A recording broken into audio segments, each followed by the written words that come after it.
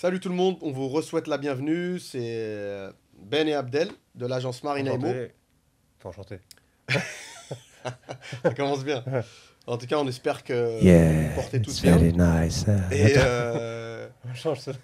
voilà, on part donc sur un nouvel épisode de notre série de podcasts. Aujourd'hui, Ben et moi, on a décidé de vous parler des différents développeurs. Les développeurs sont les promoteurs immobiliers à Dubaï. Comment les choisir? Quelle est la différence? Et surtout, les pièges à éviter. Parce que si on veut répondre à la question comment faire un mauvais investissement à Dubaï, en règle générale, c'est quand on choisit le mauvais promoteur. Clairement. Exactement. Ouais. Ouais. Le promoteur fait La le. réussite du projet ou pas. C'est Exactement. ça, c'est ça. Mais à savoir sincèrement, nous, ce qu'on pense, pour entrer directement dans le vif du sujet, ça peut paraître un peu fou ce qu'on va vous dire, mais c'est vraiment ce qu'on a pu constater depuis une dizaine d'années. Il n'y a pas vraiment de mauvais investissements à Dubaï. Il y a surtout de mauvais conseillers. C'est-à-dire que il y a des promoteurs immobiliers, on sait pertinemment qu'ils vont livrer en retard, on sait pertinemment que la qualité ne va pas être au rendez-vous, etc. Après, malgré tous ces défauts-là, ça peut rester un bon investissement si le prix est correct, si le loyer derrière que vous allez en tirer est correct, et surtout la facilité que vous allez avoir à le revendre. On peut, c'est une analogie qu'on peut faire avec plein d'autres marchés, hein. On peut prendre une grande ville comme Paris, la ville dont on est originaire. Moi, je connais personnellement des gens qui ont fait des très très bons investissements dans le 9-3, dans le 93, ou dans d'autres banlieues en France, qui ont bien acheté au bon prix, qui ont bien revendu, et on peut acheter un appartement en plein cœur du 16e qui vous rapportera à peine 3% de retour sur investissement par an. Ouais, c'est vrai. Donc c'est vraiment comment on vous conseille. Le but, c'est, comme il a dit, c'est le promoteur, ou c'est un mix du promoteur et le conseiller. C'est ce qui va faire la réussite ou pas de votre projet. C'est là où les problèmes commencent à arriver, c'est quand on vous vend. Si vous voulez, nous, Ben et moi, on a tendance à. On prend souvent ce comparatif-là. Le marché immobilier de Dubaï, il faut un petit peu le voir comme les galeries Lafayette. C'est-à-dire, il y a de tout. Il y a toutes les marques, un petit peu à tous les prix. Et le but, c'est d'être bien conseillé pour acheter la bonne marque, au bon prix et surtout à la bonne taille. C'est vraiment Ça, ça. c'est. Ouais. C'est Ouais. clairement, nous, c'est un peu, c'est un petit raccourci, mais je vous assure que c'est exactement ça. Et le gros souci, je pense que tu me rejoindras là-dessus, c'est quand on vous vend, pareil, je vais rester sur ma petite métaphore fashion, c'est quand on vous vend du Zara. Zara, c'est pas un problème, énormément de gens, nous-mêmes, on achète du Zara, tout le monde peut être en mesure d'acheter du Zara, mais c'est quand on vous le fait passer pour une grande marque de luxe. Et le jour où vous faites livrer votre paire de chaussures ou votre maison, pour le coup, vous apercevez que ce qui devait être du Hermès, c'est du Zara, limite c'est un truc de AliExpress. Donc c'est là où il y a un problème. Alors que si on vous dit dès le départ que ce qui va être livré, c'est de la qualité Zara, vous le savez, vous avez mis le prix pour, psychologiquement vous êtes préparé, donc il n'y a pas de mauvaise surprise. Tu peux peut-être partager un peu ton expérience avec les promoteurs immobiliers. Moi, ce que je veux dire par rapport aux promoteurs, c'est qu'il y a différents types de promoteurs. Tu as, Mm. le promoteur numéro un qui est quasiment étatique, Ouais. c'est Emar.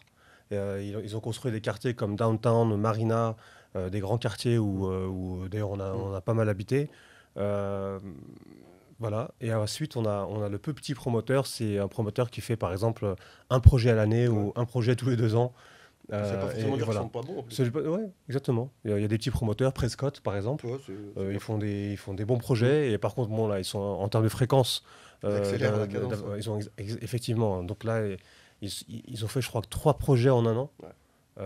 Enfin, ils ont commercialisé 3 projets en un an. C'est très rapide. Donc voilà, on a le Emar d'Amac, qui est quasiment numéro 2, le concurrent en fait, concurrent direct de Emar en termes de qualité et de sérieux, Mm. c'est Ellington, Ouais. qui livre en temps et en heure, Ouais. super propre, Ouais, on a beaucoup travaillé avec eux. Ouais. super Vraiment. spécialisé. Ellington, on aime pas mal, on Mm. aime beaucoup. Ils sont comme Emar, mais légèrement moins chers. Exactement. Légèrement moins chers. Ouais. Et plus abordable, entre Ouais, ils font guillemets. moins de projets par an, mais c'est top. C'est vraiment Voilà. top, Ellington. Donc moi j'aime beaucoup Ellington.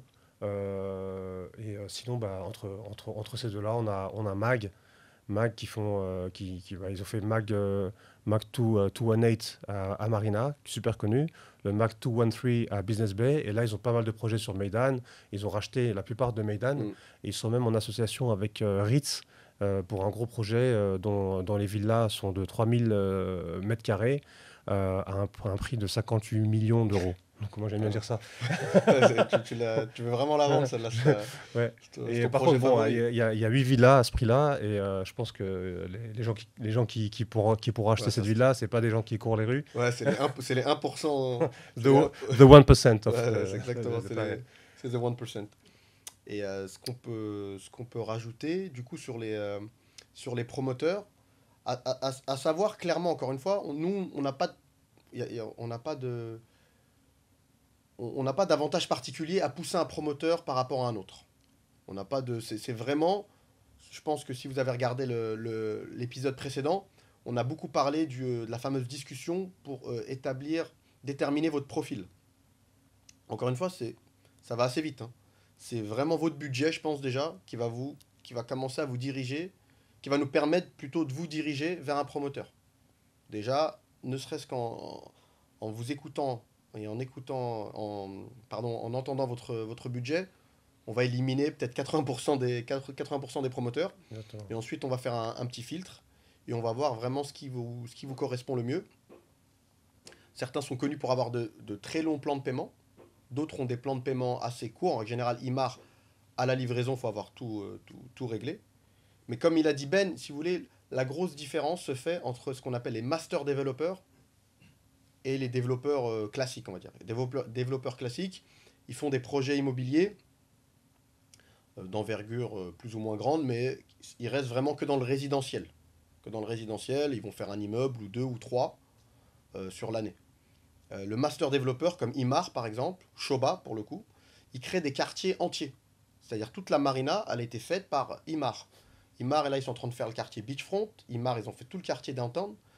Donc, c'est vrai que... Ils font aussi Creek maintenant. Ouais, voilà, ils font notamment Et, Creek. enfin, il n'y a pas seulement Creek, il y a aussi l'autre quartier, Dubai Hills, ils font... Zabil, avec, j'ai oublié le nom, Zabil privé, private, One Zabil. One Zabil. Ouais, One Zabil, c'est... C'est le quartier à côté de Nikki Beach, Ah oui, c'est Port Rachid. Port Rachid. Ouais, Port Rachid, ouais.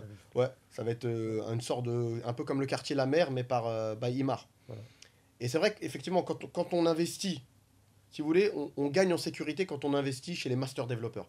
Parce qu'on sait pertinemment qu'ils ne construisent pas juste un immeuble, ils construisent tout un quartier, donc c'est sûr que ça va rapporter une valeur ajoutée et que le prix de l'immobilier va monter dans ce quartier-là. Vous prenez Imar, là, ce qu'ils sont en train de faire, par exemple, à Creek, effectivement, ils font des immeubles, etc. C'est eux qui pavent les rues, qui font, qui font tout, pour le coup. Mais c'est eux également qui ramènent les commerces que vous allez avoir dans le quartier. Et ça, c'est des détails, c'est comme partout, hein, comme en France, comme dans n'importe quel pays au monde. C'est le genre de détails qui font augmenter le prix du loyer, qui peuvent faire augmenter le prix de votre bien. S'il y a des restaurants branchés dans le quartier, s'il y a une école, s'il y a des coiffeurs, pressing, Carrefour, etc. En plus, Imar a la particularité d'avoir des contrats avec des grosses marques. La durée, ce genre de choses, ils ont des contrats d'exclusivité avec Imar. Donc quand vous investissez sur ce type de promoteur, franchement, vous êtes assuré de faire une plus-value si vous avez acheté au bon moment. Juste pour citer un exemple, Emar, c'est eux qui ont construit Arabian Ranches. Ouais. Donc c'est un quartier de villas. C'est plutôt beaucoup d'Anglais qui habitent là-bas. Mmh. Au début, je ne sais plus comment elles étaient les villas de Arabian Ranches. C'est des villas, c'est des grosses villas. Ouais, les superficies sont... On va dire, je ne sais plus c'est combien le prix. C'était 4 millions, je crois. Ouais, prix de départ, on était autour d'1 million d'euros. 1 million d'euros, donc 4 millions de dirhams. Maintenant, on peut en trouver pour 20%, 30% du prix. Ouais. En fait, c'est eux qui créent les quartiers, qui créent le futur à Dubaï. Ouais. C'est pour ça que je dis semi-étatique. C'est parce que c'est Emar ou d'ailleurs un peu Damac qui crée le futur de Dubaï. C'est eux qui méritent. Et là, juste pourquoi j'ai cité Arabian Ranches, parce que déjà, pour l'époque, Arabian Ranches était vraiment dans le sud de Dubaï. Là, ils ont créé un nouveau quartier encore plus loin, dans le sud. Ils sont en train de creuser vraiment très loin. Ils ont créé un nouveau quartier avec des prix de villas très attractifs. C'est vraiment pas cher. Ça, Ouais, Expo Villa. c'est Expo Villa, Ouais, mais Expo en Villa. dessous d'Expo Villa, il y a encore un autre projet. Ah oui, oui, c'est vrai, Arania, là. Voilà. Ouais. Et c'est vraiment, pour l'instant, c'est pas cher, mais d'ici 2, 3, 4, Ouais. 5 ans, ça va vraiment Ouais. valoir peut-être Ouais. 30%, Ouais. 40%. Je ne peux pas vous dire le pourcentage Mm. parce que j'ai pas Mm. une boule Une boule de de cristal cristal. et pour lire le futur parce que voilà, Ouais. on est Mm. quand même des êtres humains. Mais je pense que c'est eux qui créent les quartiers. Donc ce quartier futur qui est vraiment en dessous, qui est vraiment dans le sud, Mm. il pourrait vraiment faire pas mal, faire Ouais. une Ouais. bonne Ouais. De plus-value toute façon, Dubaï, dans le temps. faut savoir se projeter. Voilà. Quelqu'un qui veut acheter à Dubaï, il faut savoir se projeter. Voilà. En fait, le bénéfice, il est proportionnel au risque. Mm. Que ça soit dans l'immobilier, dans la crypto, dans l'investissement en bourse, etc. Ouais. Donc, plus on prend des risques, entre guillemets, ce risque-là, c'est le risque de la location, Ouais. c'est le risque de l'endroit. Parier sur un nouveau quartier. Voilà. Et parier sur un nouveau quartier avec le développeur numéro un, qui est le master développeur, Ouais. je pense que c'est un Ouais, semi-petit risque. Entre un guillemets. risque avec un gros filet Voilà. de sécurité. Donc Quand si même. vous êtes intéressé pour ce projet, on peut aussi vous conseiller. Ouais. Et d'ailleurs pour tous les autres projets. Mm. Ça c'est Mm. une petite Non, mais aparté. c'est. Et d'ailleurs si vous avez Ouais. des questions, vous pouvez aussi les poser. On fera sûrement des vidéos. Ouais, où on répondra, on fera pour des, vos questions. on fera des vidéos où on consacrera, on fera en sorte de se consacrer qu'à répondre à vos questions. Et ce qu'il a dit Ben, c'est totalement vrai, c'est-à-dire qu'il y a c'est en fonction, j'allais parler en anglais, désolé, c'est pour ça que je refais la phrase en français dans ma tête. C'est vraiment proportionnel au risque. Le gain, pardon, il est proportionnel au risque. C'est-à-dire, il y a des personnes, ils veulent pas risquer. C'est pour ça qu'encore une fois, on en revient toujours à la conversation que vous allez avoir avec l'agent et au climat de confiance que vous allez établir. Faut lui dire clairement, moi, je suis quelqu'un, je suis pas gourmand, je veux pas atteindre des rentabilités à plus de 10%, etc. Je suis quelqu'un voilà, qui veut quelque chose d'assez classique et je veux surtout prendre le moins de risques possible. Dans ces cas-là, on va vous diriger sur un quartier qui est déjà établi, un ancien quartier de Dubaï, où il n'y a pas trop d'évolution, ça bouge assez peu. En règle générale, quand vous souhaitez revendre, vous revendez assez vite. Donc, et après, pour les personnes qui sont un petit peu plus, j'allais dire adventurous encore, j'allais parler en anglais, comme on dit en français. Qui sont plus, j'allais dire risk-taker. Désolé, franchement, c'est pas pour se donner un genre, mais c'est juste, on va dire, des formations professionnelles. Des gens qui sont risques, enfin merde, qui Qui sont prêts à prendre plus de Voilà, risques. qui sont prêts à prendre plus de risques pour éventuellement gagner plus d'argent. Là, effectivement, on peut leur donner notre avis personnel. Par exemple, sur ce quartier-là, on pense qu'il y a un gros potentiel. Notamment, là, bon, là on vous le donne d'ailleurs. Hein. On en discutait il y a assez peu de temps. Le quartier de Creek, tout est réuni pour faire un... En tout cas, tous les ingrédients, comme il a dit, on n'a pas de boule de cristal, mais tous les ingrédients sont réunis pour faire le quartier qui va péter dans le futur. On est à 2 pas de l'aéroport. On est pas très, on est à 10 minutes de downtown en voiture. C'est là où il va y avoir la plus grande tour au monde. On voit depuis que Burj Khalifa a été construit, c'est vraiment devenu l'aimant de Dubaï. Hein. Vous allez à Dubai Mall, autour de Dubai Mall, toute l'année c'est rempli. Et Creek a... En fait, ce qui est bien, je pense qu'on sera d'accord là-dessus, ce qui est bien avec les promoteurs, surtout les gros promoteurs de Dubaï, ils font des erreurs, ça leur arrive bien évidemment, mais ils font en sorte d'apprendre de leurs erreurs. Quand on voit d'un quartier à l'autre comment ils ont fait évoluer leur construction, là dans le nouveau quartier Creek Baïmar, il y a beaucoup plus de pistes cyclables, il y a beaucoup plus de pistes de jogging pour courir, etc. Ils ont plus mis l'accent sur le bien-être, le lifestyle, la vie en famille, il y a des endroits pour faire du yoga, etc. Des choses qu'on ne pouvait pas retrouver dans certains quartiers il y a 5-10 ans. Et comme on dit, le succès n'est qu'une question de temps. Ouais. Et là, c'est le bénéfice à Dubaï n'est qu'une question de temps. Ouais. Parce que comme les gens qui ont acheté durant le Covid, bon, déjà, ils ont risqué vraiment. Ouais, Parce que quand tout le monde croyait qu'il Ouais. allait mourir, Pour le coup, ils Même ont fait sur un le gros Covid. risque. voilà, ils ont acheté en plein Covid. Moi, par exemple, je louais à Adresse Hôtel Marina. Donc, j'avais un appartement à l'année. C'est un hôtel. C'est un appartement hôtel. À Marina, je payais pour un studio 65 000 dirhams. Mon proprio, il m'a tout de suite viré après. Après la crise. Il a essayé de me. Il a fait augmenter de double, 120 000. Là, il a loué à 120 000. Donc de 65 000 à 120 000. Mm. Et je sais pas, il est à combien maintenant. Mais les prix peuvent aller. Ouais, non, du ça tout. va, ça peut Donc c'est vraiment pour ça aller que je très dis vite. c'est qu'une question de temps. Donc si par exemple vous investissez maintenant, c'est qu'une question de temps pour pouvoir revendre avec une plus-value. Ouais. Si vraiment besoin est de Ouais. revendre. Voilà, exactement. Après, il y a une question qui revient souvent. Il y a beaucoup de gens, quand ils viennent en vacances à Dubaï, et quand ils commencent à se promener en voiture, etc., dans Dubaï, ils sont souvent impressionnés par le nombre de travaux. Et ils ont peur que, souvent c'est une question qui revient, tellement, étant donné que ça construit énormément, sans arrêt, est-ce que ça va pas faire baisser le prix de l'immobilier, etc. Au premier abord, on peut penser ça, mais quand on regarde bien, encore une fois, on va reprendre, je suis désolé de reprendre souvent l'exemple de Paris, mais Ben et moi, on aime bien parler de choses qu'on connaît. À la différence de beaucoup d'autres personnes, on aime bien rester dans notre domaine de compétences. Vous prenez une ville comme Paris, ou plein d'autres villes en France d'ailleurs, hein. Il y a énormément de nouvelles constructions dans les couronnes, dans les proches banlieues, dans les portes, autour du périphérique, que ce soit Porte Clichy, Porte de Saint-Ouen, Porte d'Aubervilliers, etc. C'est des quartiers en pleine expansion. En général, c'est souvent notamment des cités qui ont été un petit peu cassées et ils font des nouveaux, ce qu'on appelle les écoquartiers. Donc ça construit, ça n'arrête pas. Est-ce que pour autant ça fait baisser le prix de l'immobilier dans le centre de Paris? Pas du tout. Je ne suis pas un expert de l'immobilier parisien, mais bon, j'ai quand même des amis qui y travaillent. Ça n'a pas d'impact direct sur le prix de l'immobilier. Pareil, si vous allez sur la Côte d'Azur, s'il y a des nouveaux quartiers, je ne sais pas moi, dans l'arrière-pays de Cannes, je ne pense pas que ça fasse baisser le prix de l'immobilier sur la Croisette. Il n'y a pas un lien de cause à effet, c'est pas des vases communicants. Effectivement, ça construit énormément à Dubaï, dans les extérieurs, mais c'est tout simplement parce que la population augmente. Ça, c'est des choses auxquelles les gens ne pensent pas forcément. La population de Dubaï est en constante augmentation. Ouais. Et tu avais un document qui disait que la population augmentait, doublait, je crois, Ouais, carrément. depuis pratiquement, il me semble, les années 80, la population de Dubaï double pratiquement tous les 10 ans. Et encore une fois, on veut vraiment, vraiment insister là-dessus, parce que beaucoup de clients francophones ont tendance à regarder Dubaï, on a une expression, on dit ils regardent souvent Dubaï par le trou de la serrure.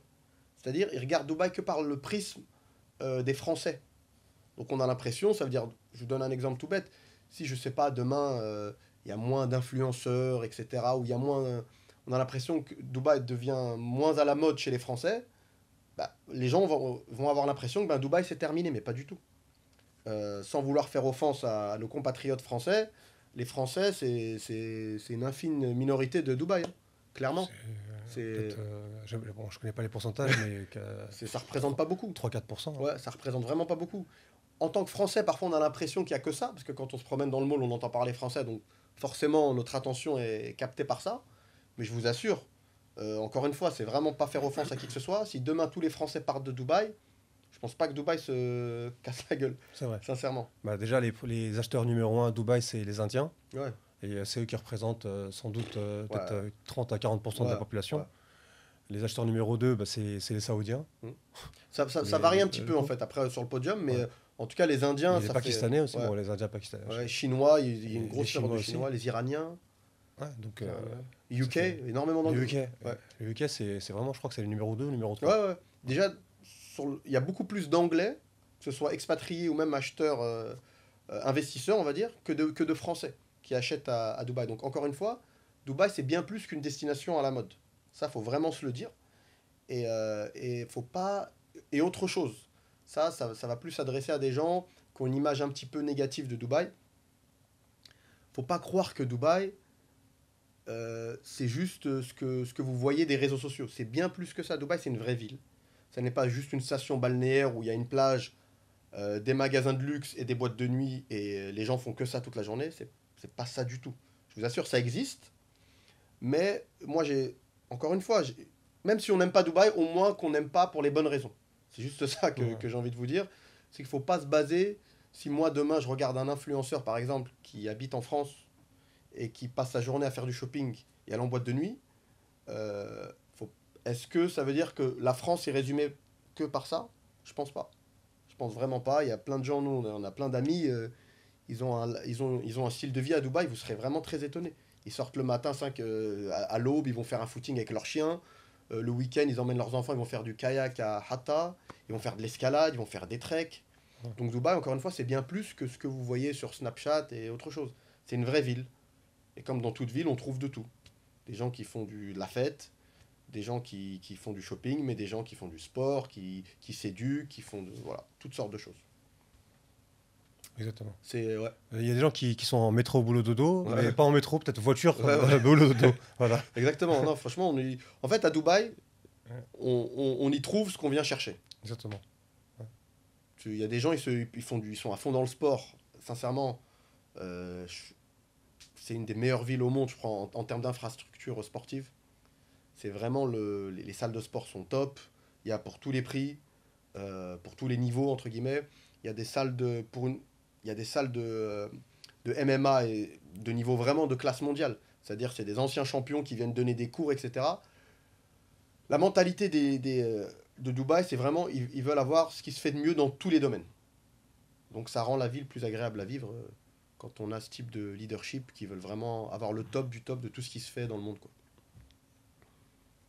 Et, Tout à fait d'accord. ouais. C'est My Vision. Ouais, voilà, ouais, exactement. Le livre My Vision, Ouais, exactement. c'est le livre du cheikh de Dubaï.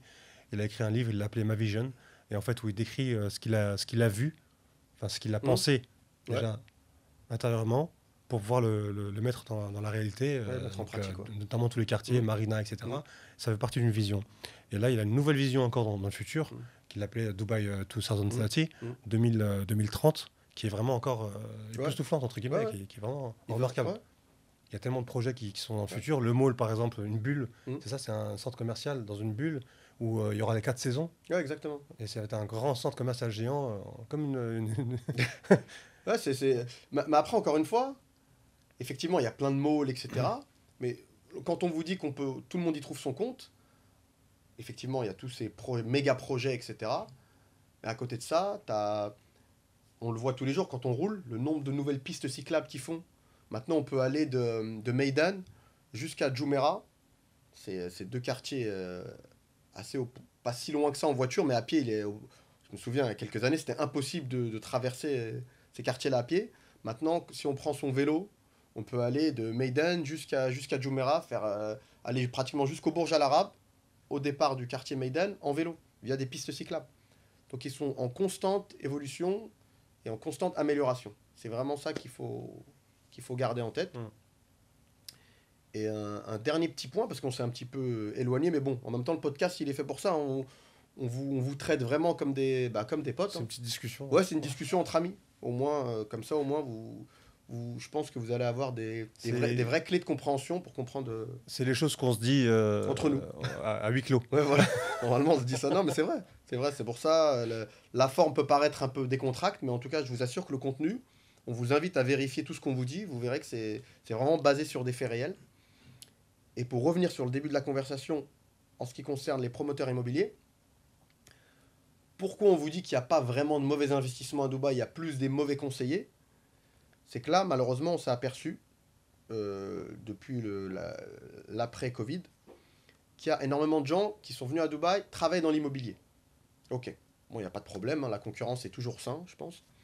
Mais le souci, c'est qu'il y a beaucoup de gens qui sont très très forts dans l'utilisation des réseaux sociaux, mais après, dans la pratique du métier, c'est pas leur fort.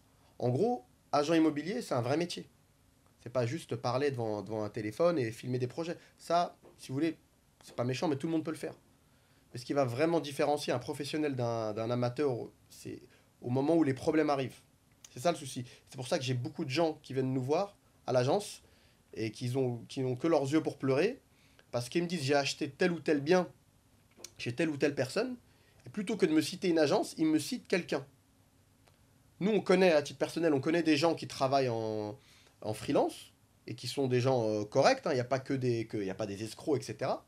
Mais, selon moi, c'est très risqué de mettre son investissement et une partie de son futur dans les mains de quelqu'un, sans savoir si cette personne fait partie d'une structure. C'est-à-dire, même si quelqu'un est bien intentionné, par exemple, j'ai quelqu'un il n'y a pas longtemps, il m'a dit ouais, j'ai acheté chez telle personne, et cette personne, elle a déménagé, elle n'est plus à Dubaï. Il faut savoir que Dubaï, on est tous des expatriés. Demain, Ben peut partir dans un autre pays, ou peut rentrer en France pour X ou Y raison personnelle, et économique, de santé, etc.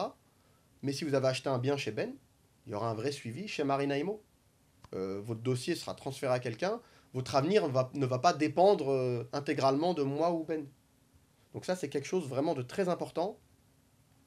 Bien évidemment, c'est notre podcast, donc on vous dit de passer avec nous. Mais de manière générale, passez avec des vraies structures qui ont pignon sur rue, où vous allez avoir un vrai accompagnement.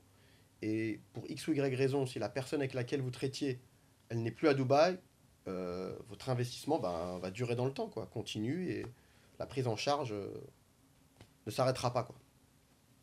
T'es d'accord, je pense bien. Tout à fait d'accord. Tout à fait d'accord. Ouais, ouais. Donc du coup, je pense qu'on a fait le tour pour aujourd'hui. Ouais, je pense qu'on a fait le tour. Ouais. Et ben encore une fois, comme d'hab, c'était un plaisir de. Si vous avez des questions, Ouais. bien sûr, on y répond sur tous les réseaux sociaux. Ouais. Là, on commence notre YouTube channel. Ouais. En fait, on est passé du terrain à online. Voilà. Donc, sur Internet, c'est le contraire des influenceurs. Ils sont passés Ouais. de online à terrain. Et nous, on fait l'opposé. Et là, on est tout frais. Donc, on commence. On Ouais. commence notre YouTube. Et je pense on est parti pour perdurer sur Internet, sur YouTube, sur les podcasts. On va faire aussi peut-être des futures vidéos. On va se montrer avec les clients. Avec les clients, chez les promoteurs. Chez les promoteurs. Et voilà. TikTok, on avait commencé à faire des petites vidéos comme ça. Donc, Marina et Mo. TikTok, on était un peu truc, mais ça reste des vidéos un peu lifestyle, etc. Peut-être qu'on pourrait le faire avec la voix et un petit peu plus explicatif. Plus explicatif. Et on pourra même, dans le futur, on espère, c'est notre projet en tout cas, faire intervenir des personnes qu'on connaît, qui ont investi. Comme ça, vous allez avoir leur perspective et leur ressenti. Des personnes également qui ont tenté l'expatriation, vont vous donner les bons côtés et les mauvais côtés. Parce que vous allez voir qu'il y a pas mal de mauvais côtés. C'est pas si facile que ça, s'expatrier à Dubaï, clairement pas. On n'est pas là pour vous vendre c'est un autre pays, c'est autre chose, c'est notre mentalité. C'est notre mentalité. On peut faire un épisode d'ailleurs. Ouais, je pense qu'on va plusieurs d'ailleurs. Ouais, franchement, pour le coup, on pourra décliner ça en plusieurs épisodes. C'est pas le paradis sur Terre. Ça n'est pas la ville parfaite. Clairement pas. Mais quand on regarde, quand on compare au niveau mondial, ça reste clairement une des villes où il est le plus agréable de vivre, je pense. Ouais. Donc voilà, donnez-nous, comme Ben a dit, c'est nos débuts. En tout cas, c'est nos débuts devant la caméra, même si ça fait très longtemps qu'on fait ça. Donc n'hésitez pas à nous donner de la force si le contenu vous plaît. Likez, partagez pour qu'on puisse en faire d'autres et que ça nous motive de notre côté. Ok, merci à vous. Allez, au revoir. Ciao. Ciao. Au revoir là. Quelle